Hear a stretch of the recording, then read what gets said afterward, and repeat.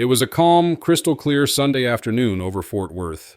Two pilots, mobile EHR owner Michael Daly and his father John Daly, took off together for what should have been a simple proficiency flight in their sleek twin-engine King Air C90. 30 minutes later, that same airplane spiraled out of the sky and crashed into a truck yard just north of Hicks Airfield.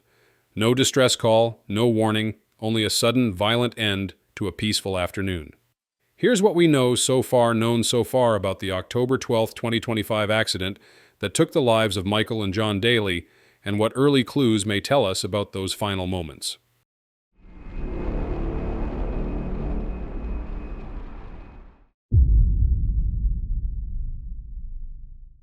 Let's begin with what we can verify: the timeline, the geography, and the people.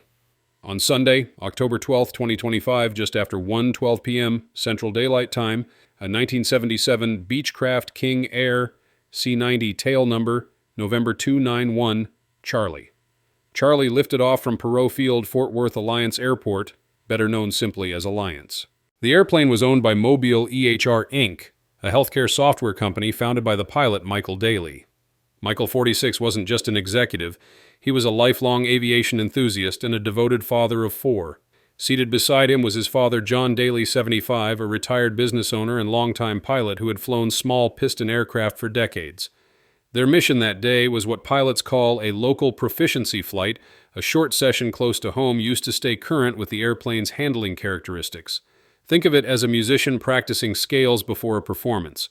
These flights often include maneuvers such as takeoff and landing drills, approaches, or slow flight exercises, and they're especially common among owner pilots of complex aircraft like the King Air. ADSB tracking data, the modern radar system that streams aircraft position, altitude, and speed, shows the C-90 climbing out to the north of Alliance, then staying within a roughly 10-mile radius. For about 20 minutes, the airplane made a series of smooth, looping turns over open terrain west of the city. Nothing unusual appeared in the data: steady speeds, stable altitudes, the kind of flight you'd expect from a pilot practicing close to home. Then, just before 1:33 p.m., the airplane turned southeast, lining up with the approach path to Hicks Airfield. Hicks is a small general aviation airport just a few miles northwest of Fort Worth, often used by local pilots for pattern work. Witnesses later heard a short radio call, Michael reporting 5-mile final runway 14. Moments later, the airplane's transponder trace ended. At 1:33 p.m., the King Air struck a line of parked semi-trailers off North Saginaw Boulevard, roughly 3 kilometers north of the Hicks runway. The impact triggered a fire that destroyed several trailers and sent thick black smoke billowing across the area. Thankfully, no one on the ground was hurt. In under half an hour, a routine proficiency flight had turned fatal. The question is how such an experienced father and son team flying in daylight could lose control so suddenly. To get closer to understanding, we need to picture exactly where and how they were flying. Fort Worth's northwest corridor is busy airspace. Alliance Airport, Hicks Airfield, and several private strips all sit under the Class B airspace that surrounds Dallas-Fort Worth International. That means altitude ceilings, traffic advisories, and communication protocols have to be respected. You can't just wander around the sky. For local flights, pilots plan their routes carefully, staying below the shelves of controlled airspace. That's exactly where Michael Daly was flying. The weather that day could not have been better. Aviation records list clear skies, 10 miles of visibility, temperatures in the low 80s Fahrenheit, and a light south wind around 8 knots. Pilots refer to this as VMC, or visual meteorological conditions, the kind of day where you can literally see for dozens of miles. In accidents like this, when weather is a non-factor, attention naturally turns to aircraft performance and pilot workload. The two airports involved paint very different pictures. Alliance is a massive commercial-class airfield, 11,000 feet long, 150 feet wide, capable of handling Boeing 747. Hicks, by contrast, is a modest private-use airport with a 3,740-foot by 60-foot runway. To visualize that, imagine going from a 6-lane highway to a narrow residential street. For a twin-engine King Air Fast Heavy, and with a broad wingspan, Hicks's runway is perfectly usable, but leaves less room for error, particularly if you're practicing approaches at reduced speeds. When Michael radioed 5-mile final runway 14, he was most likely referencing Hicks's runway 14, aligned roughly southeast. That phrase suggests he was either practicing an approach or communicating his position to other nearby pilots in the traffic pattern. Either scenario fits with a proficiency flight. The ADSB data supports that interpretation. It shows the aircraft slowing from about 230 miles per hour down to 115 miles per hour with slight altitude oscillations, exactly the kind of changes you'd expect during slow flight practice or an approach configuration check. For viewers who aren't pilots, slow flight is a maneuver where you deliberately reduce speed close to stall speed to maintain control and feel how the aircraft responds when lift begins to fade. It's a valuable skill, but one that demands precision, because a small misjudgment in angle of bank or coordination can cause the airplane to drop a wing or enter an unplanned descent. So why practice near Hicks instead of staying at Alliance? Smaller airports offer fewer distractions. No jet traffic, shorter taxi times, and less radio congestion. They're perfect for repetition. The trade-off is tighter airspace and sharper turns in the traffic pattern. When a pilot overshoots the final approach at a small field, the instinct is to crank in more bank or rudder to correct moves that raise the stall speed and eat away at safety margins. At 1,000 feet above the ground, those margins vanish quickly. That sets the stage for what happened next, a stable flight that suddenly descended into chaos. To understand the transition from normal to catastrophic, we have to dive into the data and the physical evidence left behind. When we step back and look purely at the data, the King Air's final seconds read almost like a heartbeat monitor that suddenly flatlines. The last ADSB snapshot recorded the airplane about 1,000 feet above the ground, moving at roughly 109 miles per hour. That's just a little above the King Air C90's stall speed in a clean configuration. Stall speed, by the way, is the slowest speed at which a wing can still produce enough lift to keep the airplane flying. Below that lift collapses. At that point, the descent rate jumped to around 1,300 feet per minute, meaning the aircraft was dropping faster than a small building per second. At that altitude, there was simply no margin for recovery. Eyewitnesses described the airplane in a steep, tightening left-hand turn, the nose-down engines audibly spooling.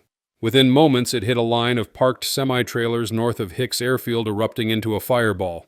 One witness called it a spiral dive. That term matters in a spiral dive. The airplane isn't spinning like a top, it's banking hard and accelerating downward, often following a stall-induced roll-off. Early photos and videos taken just after impact show the airframe still intact, wings, fuselage, and tail attached. That tells investigators the breakup didn't happen in the air. Both propellers show deep ground gouges and bent blades, physical evidence that the engines were developing power on impact. So this was not an engine failure scenario. The impact area, a crowded truck storage yard, added another layer of destruction. 8 to 10 vehicles destroyed, fires burning for half an hour before crews could contain them. No one on the ground was hurt, a small mercy amid tragedy. And there's a technical angle here worth explaining. This King Air reportedly carried a Garmin G600 glass panel suite, which logs flight parameters every second. Investigators can download those files to reconstruct airspeed, bank, angle, pitch, engine torque, and trim position, essentially a mini flight data recorder. Those numbers will be crucial for showing whether the airplane entered an aerodynamic stall, slipped into a spiral, or encountered asymmetric thrust. Until that data is released, analysts can only describe what's visible: a controlled airplane that suddenly lost stability and hit the ground fully powered. In the early stage of any investigation, loss of control is a placeholder phrase, not a verdict. It simply means the aircraft left controlled flight. The question that remains is why, and that's where human factors come into play. Behind every set of flight data are real people making real-time decisions, and in this case, both pilots were part of the same family. Michael Daly, the owner and pilot in command, wasn't a novice. He'd been around airplanes since his teens.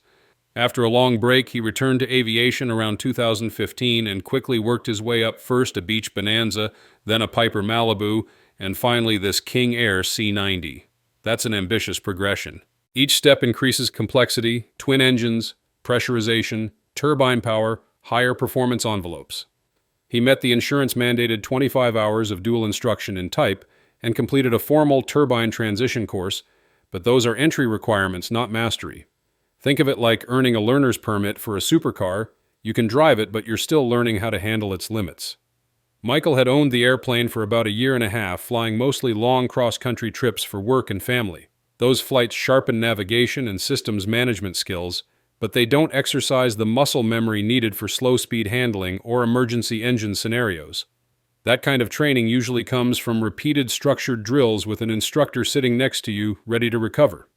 In the right seat that day was his father, John Daly, 75 years old, a respected pilot in his own right, though primarily experienced in single-engine piston aircraft. He likely joined the flight as a supportive mentor rather than as a formal instructor.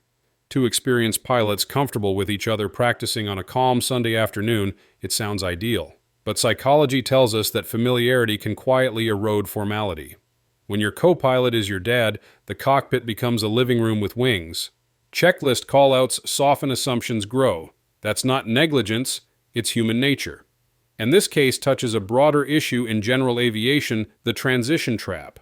Private owners stepping into turbine twins often underestimate how different they feel near the edge of the flight envelope. The King Air's heavier wing loading means that once the wing stalls, it can drop a wing sharply and enter a descending spiral.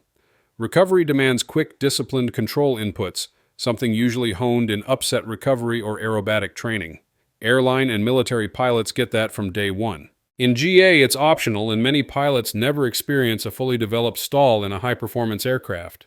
That's a gap the industry has been trying to close through recurrent training programs, but it remains a blind spot. At this point, several facts are firm. The weather was benign. Both engines produced power. The airframe held together until impact. No mechanical failure is evident so far, and no distress call was transmitted. That narrows the field, but it doesn't yet tell us why control was lost. The precise control inputs, bank angle, and trim setting remain locked inside that Garmin data and the wreckage. The NTSB preliminary report expected within weeks will clarify those technical details. For now, the broader takeaway is one that resonates throughout general aviation: loss of control. In-flight or LOCI remains the single largest cause of fatal accidents.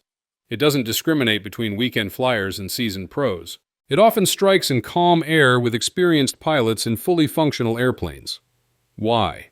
Because LOCI is about energy management, how you trade, airspeed, altitude, and bank angle. When any of those get out of sync, physics doesn't forgive.